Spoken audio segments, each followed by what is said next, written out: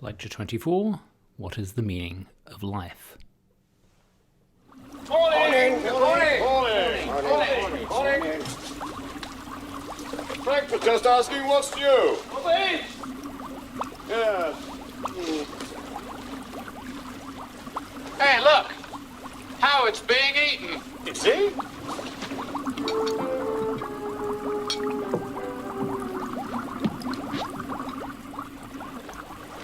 Makes you think, doesn't it? I mean, what's it all about? Galen, thank you very much for doing this, stepping in. So the meaning of life is the last topic of the course, and two of the students gave the lectures on appearance and reality last week. So I'm relying on you. I'm just too tired. It's been a long semester. I'm relying on you to carry this course over the finish line. Now, the students know you already because we read your contribution on free will to the Norton Anthology. And you are the author of, most recently, is that right? This is your latest work, Things That Bother Me. Yes. Excellent title. Death, Freedom, the Self, etc., which I thoroughly recommend. I proposed it as a joke to the publisher. You mean the title? The title is a joke. But just for the benefit of the students who haven't done the reading, who are you exactly? Maybe you could just introduce yourself. I mean, where are you? Where do you teach? And what are you interested in apart from death, the self, free will, and the like? Well, you said my name, right? Yes, but there must be more to you than your name. And I teach at the University of Texas. At Austin. And have done for 10 years. Prior to that, I was in England, 20 years at Oxford and 12 years at Reading. And I've written books about free will, about the mind, about this. A book called Selves. That was meant to be a kind of joke because my dad wrote a book called Individuals. Yes. And the subtitle of my book was an essay in revisionary metaphysics. And the subtitle, right, which is again an allusion to your dad's book, Individuals. An essay in descriptive metaphysics. Yes, exactly. Yeah. Well, that's about it. Okay, terrific. Well, so we are not going to talk about free will, although I actually wouldn't mind asking you a couple of things about it, but mainly about the meaning of life. When philosophers are asked, what is the meaning of life, they usually interpret it as, what is the point or purpose of life? And Professor Strawson thinks that has an easy answer. Life has no point or purpose. If you're after the meaning of life, you will be disappointed. It doesn't have one. I gather you don't find much sense in the question, what is the meaning of life? So why is that? I go blank when people say that. I just don't know. Every time I'm asked that or try to think about it, I go blank and then I have to start again from the beginning. And I've got a sort of a line now. Well, my line is now that I thought that this was negative, but now I think it's positive. That it's a positive remark to say it has no meaning. It doesn't have to have meaning to be valuable. In fact, so you need a very clear distinction between meaning and value. And meaning usually means it has to have something beyond itself, some point beyond itself. And that's the thing I doubt. It doesn't have any point beyond itself. And you think that's what people are generally getting at when they ask, what is the meaning of life? Like, what is the point of it all? Or from the perspective of eternity, what is the significance of my life, or something like that? Yes, I mean, meaning there seems to mean more or less equivalent to point or purpose.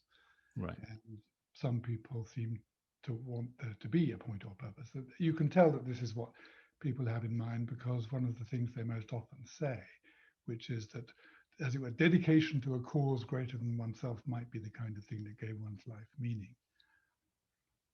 Where I don't think it does.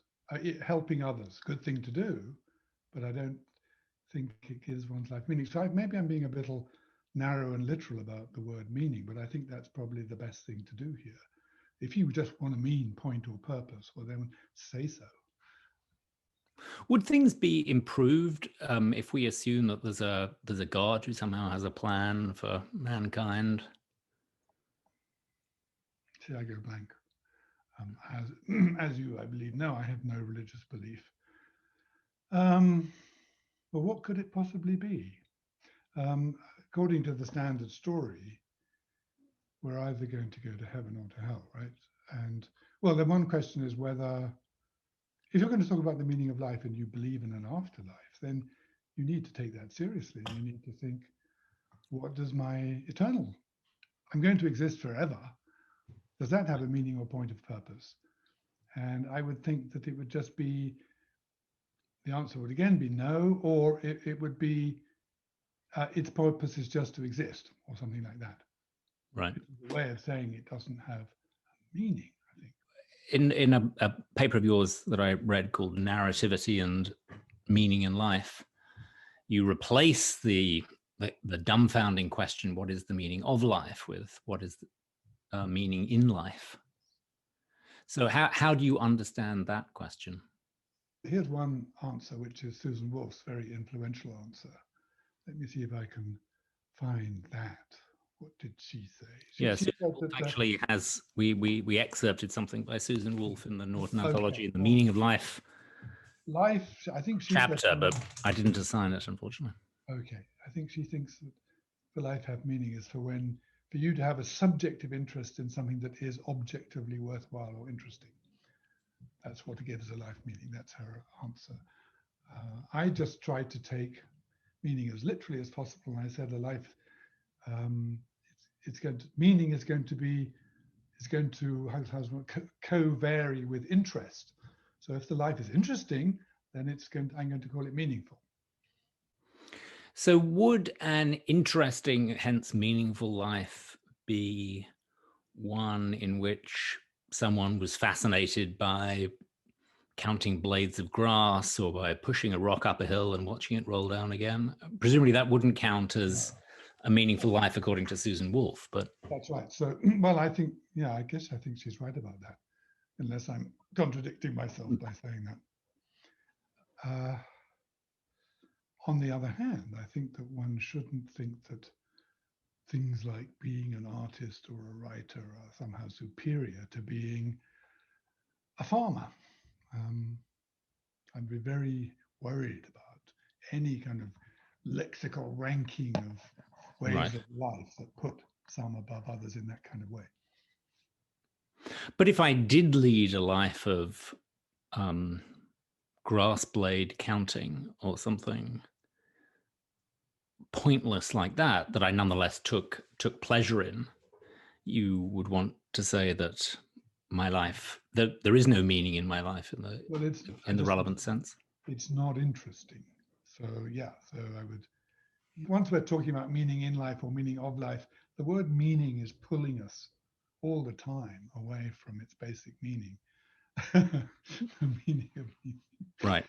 And we're thinking of something that's just justifies or confers value. And I think it's almost impossible not to hear the word in a way that goes beyond how we should, I think, hear it.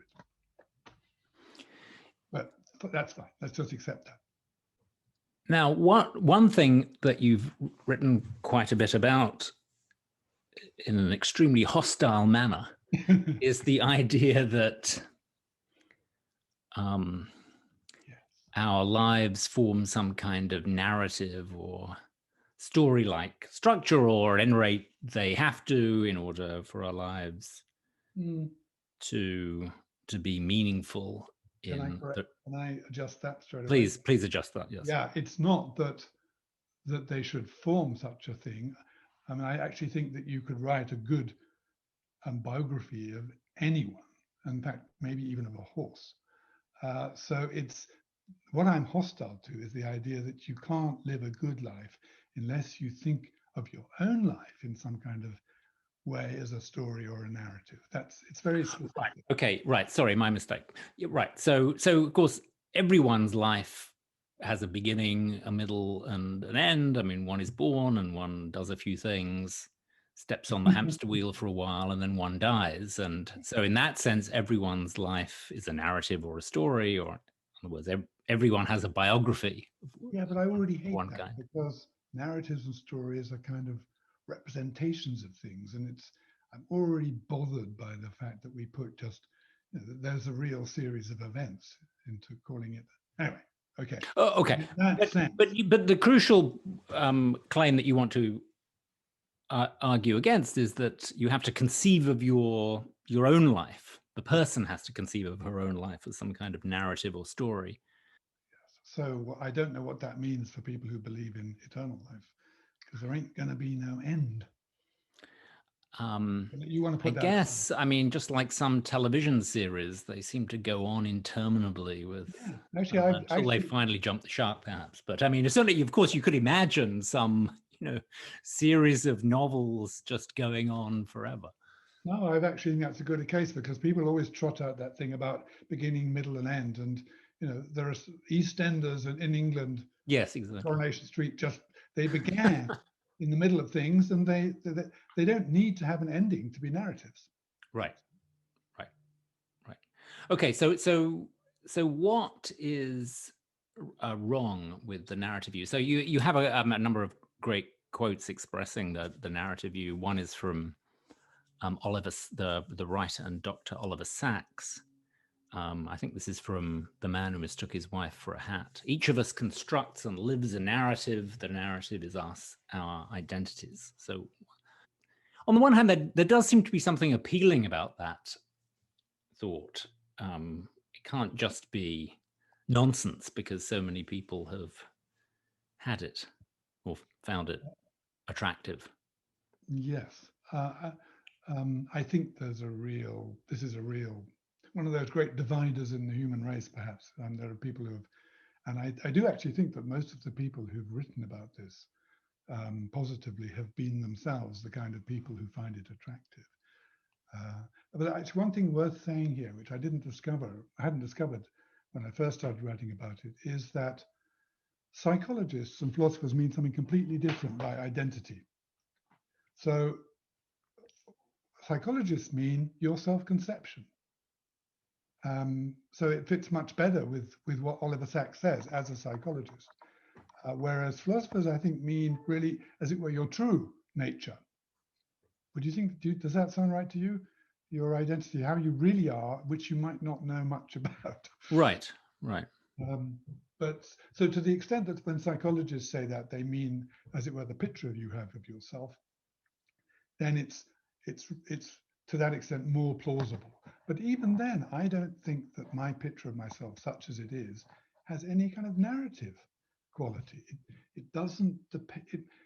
I am who I am as a result of my past to a considerable extent, but that doesn't mean that I have to be thinking about it or even remember it much, which would be part of what having a narrative attitude to my life would have to involve. And I just don't think I have that. I think one of your points is that the narrative picture, or the idea that one has to see one's life as some sort of story in order for it to have significance, is a result of people projecting their own somewhat idiosyncratic, or at any rate not universal, psychology onto the rest of us.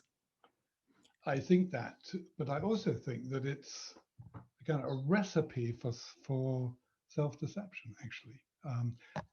So I might kind of, Sartre, Jean-Paul Sartre is on my side here. Yes. I always quote him. He says, shall I quote him? Please. Man, he says, a man, he means a person. I'll try. A person is always a teller of stories. They live surrounded by their own stories and those of other people. They see everything that happens to them in terms of these stories, and they try to live their life as if they were recounting it. And then he says, but one has to choose to live or to tell stories. So for Sartre, this whole thing is mauvaise foi. Yeah, bad faith. Or inauthenticity, yes, in Heidegger's term. And that's probably going too far the other way, but that at least gives you a clear picture of how one might object to this. And also, I suppose what do you think of this idea that if the sort of emphasis is on constructing a narrative in which you're the central character, and this is a crucial part of leading some meaningful or significant human life, then that seems to be rather self-absorbed and to put all the focus on oneself as opposed to other people. Yeah, I mean, I suppose they could reply that you could do it without becoming too self-obsessed. I'm tempted at this point to raise a considerable problem for myself. Shall I do that? Please, yes, yes, Okay. that was always there, right, Well, right. you might well Spoken like a true philosopher. Yeah. One fact: Socrates is the man.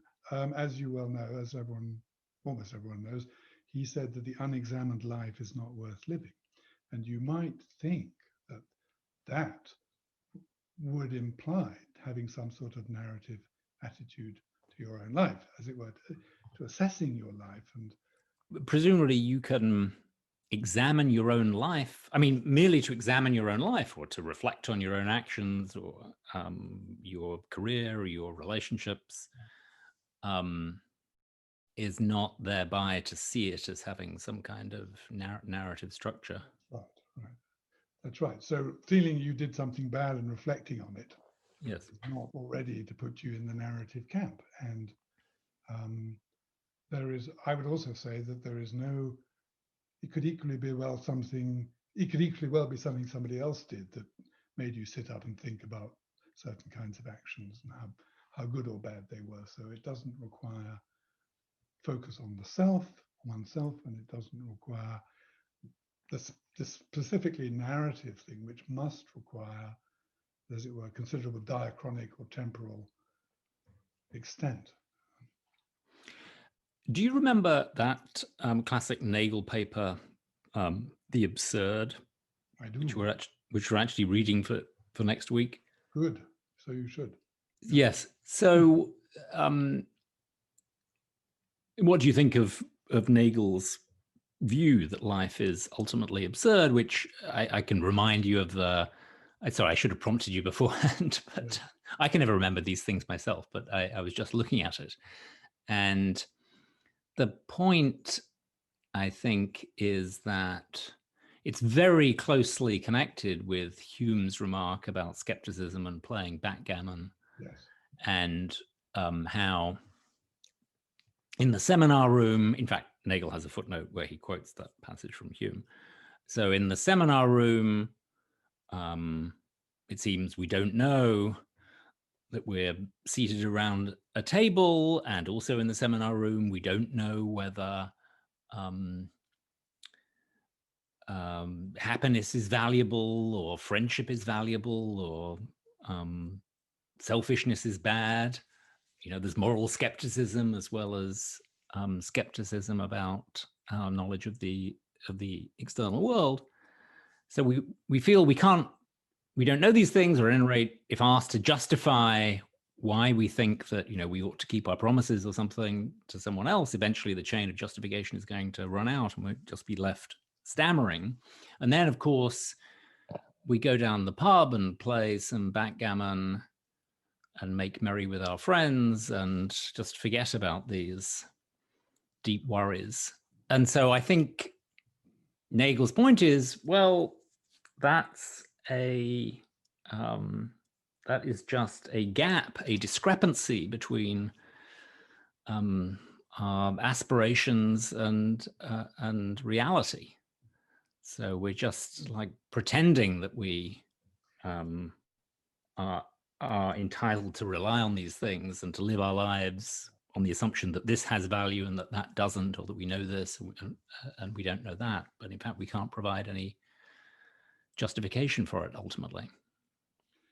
Yeah, I mean, that's not quite my memory of the piece. And since misrememberings can be as interesting as rememberings, I didn't think that it depended on the contrast between backgammon in the pub and how we felt in the philosophy classroom. I think it was more general. It was just our lives with all their little concerns. When you put them into the scale of eternity, seem absurd. And I think my instinct now would be to resist what he says and to say that I think it's a mistake to think it's absurd. You only think that. So it's not about skepticism. Maybe his was.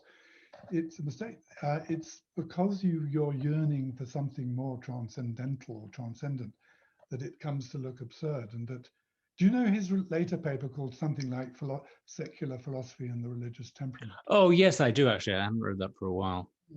I would think that, as it were, enlightenment or advance into the secular religiosity, the religious attitude that is appropriate for someone who has no dogmatic religious belief, advance into that should, in the end, mean that you no longer feel it's absurd, because you go into a kind of acceptance and you see what is valuable about this brief span.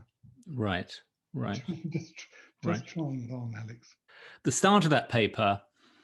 I love the start. Which one? Yeah. The absurd. The start of the absurd is about how, on the one hand, it seems appropriate to express the absurdity of life by noting that we're minute and we don't live very long, and compared to the vast scale of existence, we're but a tiny speck.